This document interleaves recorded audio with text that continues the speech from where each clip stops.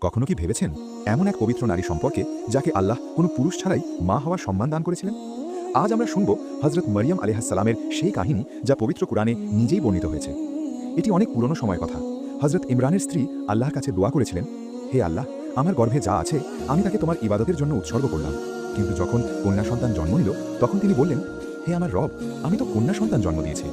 আল্লাহ বলেন, আল্লাহই সবচেয়ে ভালো জানেন তিনি কি দান করেছেন। সেই কন্যার নাম রাখা হলো মারিয়াম।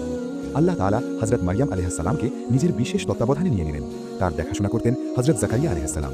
যখনই জাকারিয়া আলাইহিসসালাম তার ইবাদতের কক্ষে প্রবেশ করতেন, সেখানে অসময়ে রিজিক উপস্থিত থাকত।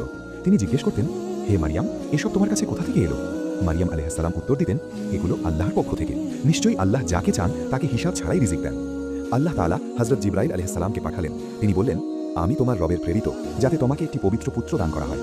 মারিয়াম আলাইহিসসালাম ভয় পেয়ে বললেন, আমার পুত্র হবে কিভাবে, যখন কোনো মানুষ আমাকে স্পর্শই করেনি?